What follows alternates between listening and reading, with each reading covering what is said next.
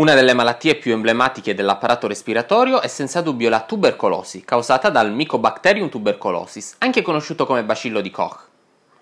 Questo batterio, estremamente antipatico, è classificabile come micobatterio a causa della sua parete cellulare che lo rende estremamente resistente. È talmente resistente infatti che una volta trasmesso per via aerea, dove viaggia attraverso le goccioline di flugi emesse dai colpi di tossi di un malato tubercolare, con cui però bisogna restare a contatto a lungo per potersi effettivamente contagiare, quindi il rischio di prendersi la tubercolosi passeggiando per la strada è praticamente nullo, il discorso cambia invece se si vive con un malato.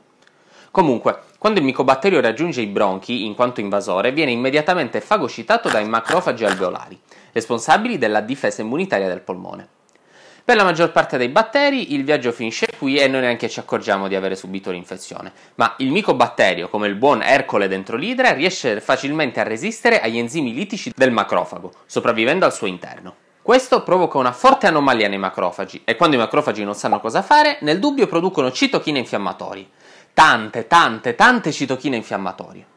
Queste sono delle molecole che svolgono diverse funzioni, tra cui il richiamo di ulteriori macrofagi che si ammassano in un unico punto come in una partita di rugby nel tentativo di eliminare i patogeni. Questo però crea un ulteriore stress infiammatorio sui macrofagi, al punto da causare una distruzione delle loro membrane e la formazione di un sincizio, ovvero un indistinto ammasso di cellule che causa una fortissima infiammazione che richiama linfociti T, i quali si localizzano all'esterno dello stesso.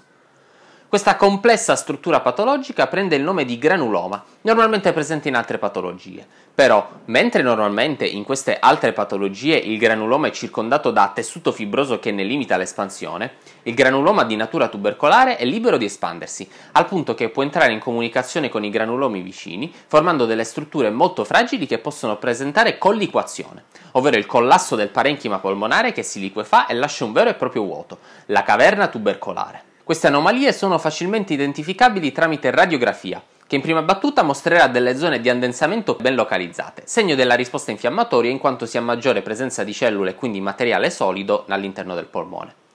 Nelle fasi avanzate, invece, si avranno delle grandi lesioni bordate vuote dentro, segno che si è avuto la collicazione e quindi sostanzialmente la caverna è fatta da spazio vuoto. In alcuni casi queste caverne sono talmente ampie da poter percepire all'auscultazione del torace un suono sordo e grave, detto anforico, dovuto al passaggio dell'aria nelle caverne. Un metodo molto usato per rintracciare il patogeno è il cosiddetto test tubercolinico o test di Mantoux, che consiste nell'inoculazione sottocutanea di agenti tubercolari. Se l'organismo è già venuto a contatto col batterio e ha sviluppato quindi gli anticorpi relativi, scatenerà una risposta immunitaria secondaria che porterà alla comparsa del ponfo nella regione di inoculo. Però questo test da solo non basta a fare diagnosi, perché per sua natura risulterà positivo anche in soggetti che sono venuti a contatto col patogeno tempo addietro e sono guariti, per cui al presente non sono malati. Originariamente tubercolosi era sinonimo di condanna a morte, poiché data la natura del batterio non esistevano antibiotici efficaci, per cui l'unica opzione era isolare i malati dalla popolazione generale per evitare la diffusione della malattia ed assisterli il più possibile esponendoli per diverse ore al sole, in quanto gli ultravioletti uccidono i batteri, e farli mangiare abbondantemente per evitare un deperimento organico. Al giorno d'oggi invece sono disponibili delle terapie combinate che possono debellare il batterio. Per farlo però devono essere seguiti rigorosamente per non meno di 6 mesi, al fine di eliminarlo completamente dall'organismo. Spesso invece succede che il soggetto inizia la terapia, dopo qualche settimana si sente meglio perché la maggior parte dei batteri muore e decide di interrompere la terapia spesso per motivi economici o di convenienza. Siccome i micobatteri sono molto lenti a riprodursi, passa molto tempo per ripresentarsi della malattia, con la differenza di una maggiore diffusione di patogeni particolarmente resistenti ad un determinato antibiotico, fino alla comparsa di ceppi completamente immuni, cosa che pone enormi problemi in quanto questi ceppi si evolvono più in fretta di quanto riusciamo a scoprire nuovi farmaci efficaci, e già sono presenti ceppi detti multiresistenti particolarmente difficili da debellare. Quindi, seguite le terapie prescritte.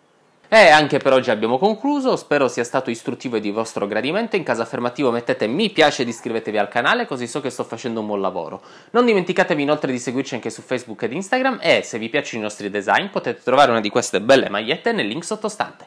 È tutto per oggi, alla prossima!